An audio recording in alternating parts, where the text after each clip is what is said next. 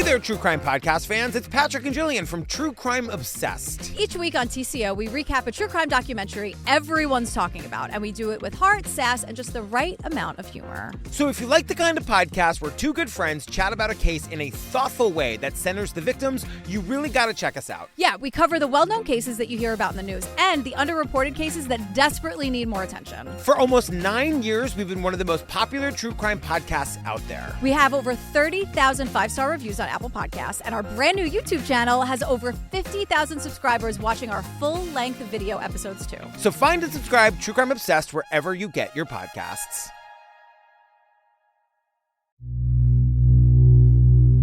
Hi friends, it's Vanessa Reiser. I'm a licensed social worker and mental health specialist from the Tell a Therapist Psychotherapy Group. I'm guest hosting this episode of Broken Cycle Media's new series of informational episodes, Data Points.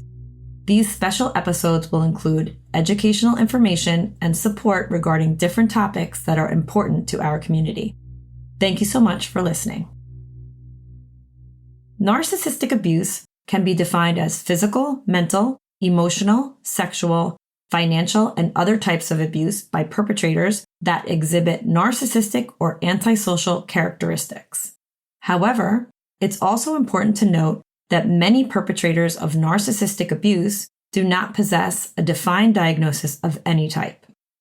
Perpetrators of narcissistic abuse often exhibit extreme self-importance, are generally attention-seeking, and either lack the ability or the care to understand others' perspectives or emotions.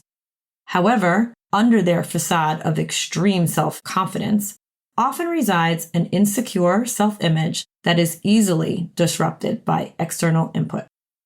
Perpetrators of narcissistic abuse generally cycle between degrading and devaluing their victims and bombarding them with gestures of adoration. These cycles present themselves amidst love bombing. The term love bombing actually comes from the 1970s and the members of the Unification Church of the United States. The church used the term to describe a manipulative strategy of excessive flattery, admiration, and friendly conversation to recruit members. Other cult leaders like Jim Jones and David Koresh also used similar tactics. In this love bombing stage, perpetrators of narcissistic abuse often express extreme interest in their victim. They also may appear to have a lot in common with you, to share your views, values, ideas, and so on. The reality is they are not like you. Their lack of empathy and ulterior motives sets them apart. And in this information gathering stage, they are actually amassing knowledge to weaponize in the devaluing stage. In the devaluing stage, the abuser begins to criticize, berate, threaten, and/or invade the privacy of their victim. Abusers will then love bomb their victims again after the devaluing stage, creating a horrific, destabilizing cycle of abuse. In the devaluing stages, a common weaponized behavior in narcissistic abuse is gaslighting. Gaslighting is anytime someone causes you to become confused with the intention of causing that confusion. It can be through the use of word salad, someone talking with you for extended periods of time but saying nothing, or it can be in denials, projections, or deflections. The goal of gaslighting is to shift a victim's narrative or perspective further from the truth.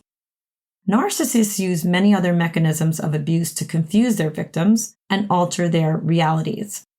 Other methods of manipulation may include future faking, impulsivity, intimidation, lying, passive aggression, projection, punishment, superficiality, physical abuse, and a lack of empathy. Isolation is also a recurrent theme in narcissistic abuse. Removing a victim's safety net of loved ones allows for abuse to persist and worsen. Outsiders will be encouraged to be viewed as dangerous or as potential enemies. They will work to isolate you from not only others, but ultimately yourself. When you are in a relationship with a narcissist, you begin to fall in line and feel your true self slipping away. We are starting to see and hear the voices of so many victims saying that they feel they have sustained trauma and physical, emotional, and mental injury from this insidious form of domestic violence. Unfortunately, because of a lack of research, victim reporting and/or perpetrator diagnosis, it's impossible to know how many people have been victims of narcissistic abuse. The implications are that the number of people affected by narcissistic abuse is vast. However, what is confirmed is that narcissistic abuse does not only happen in romantic relationships. One can become a victim in interpersonal relationships of any kind: platonic, familial, professional, etc. Relatedly, some of the things I'm about to say may feel strange to those that have experienced violence or abuse at the hands of a narcissist, sociopath, or psychopath, because I am going to fuse a concept for you that you may not have ever thought was applicable to your life.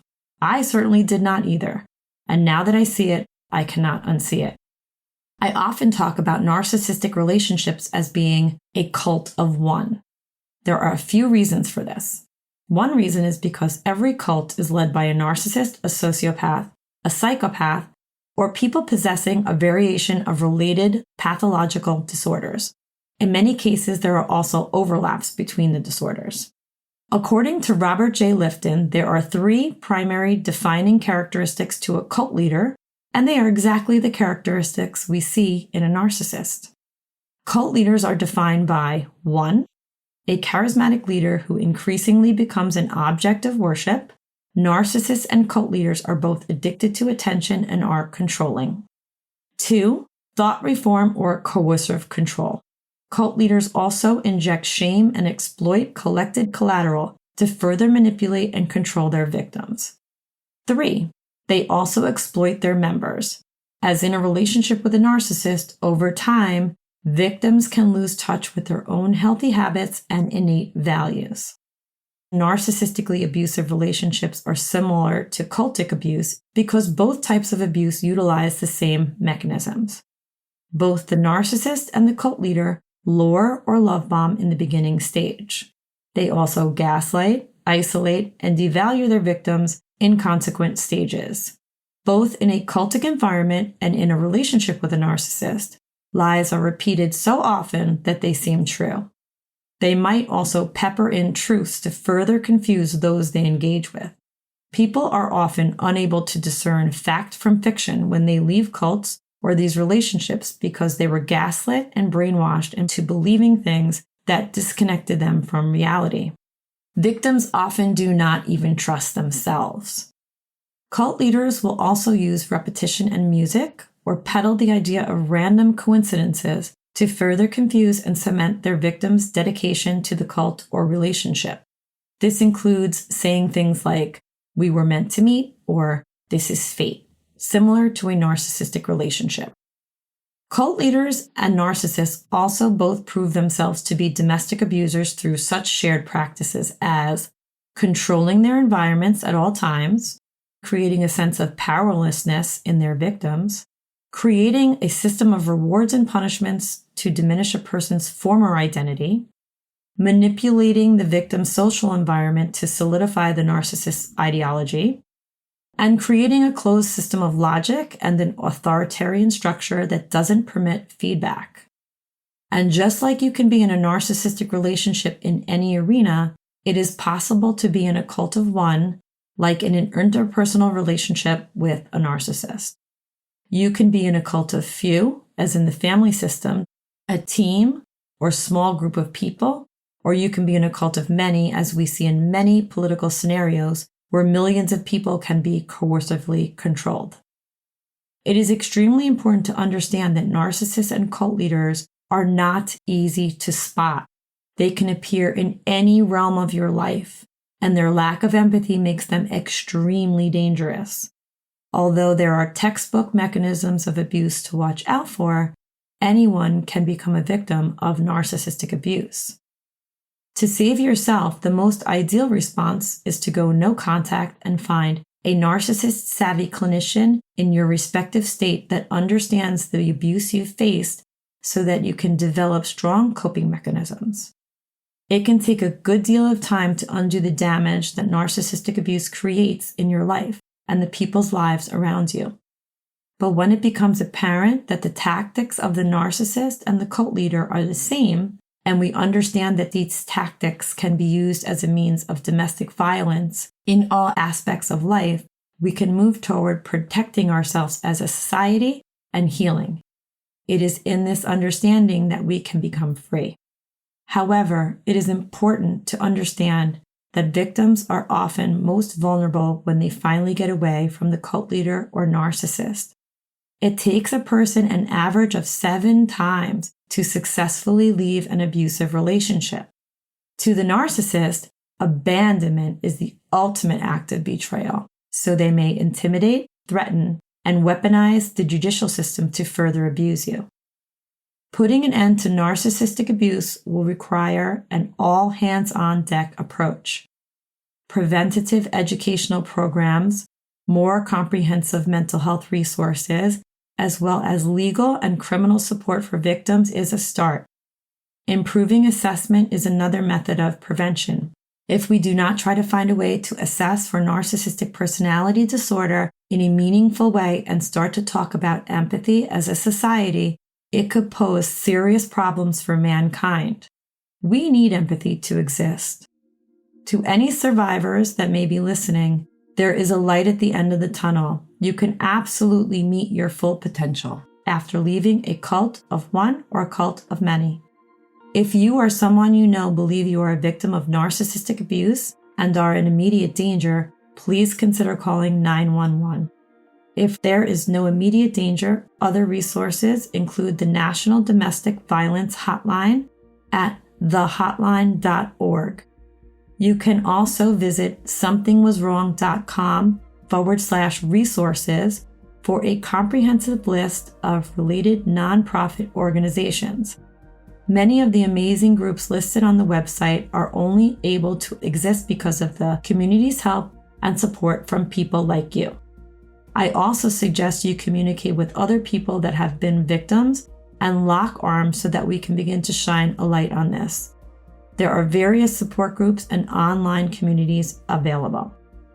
I'm Vanessa Reiser, and you can find me at tellatherapist.net or at Vanessa Reiser LCSW on Instagram. You can hear more about my own journey and work on what came next, episode number 77, entitled The Treachery of No Empathy. You can also purchase my book, Narcissistic Abuse, A Therapist's Guide to Identifying, Escaping, and Healing from Toxic and Manipulative People at hachetteBookGroup.com or wherever books are sold. Thank you so much for listening and learning with us.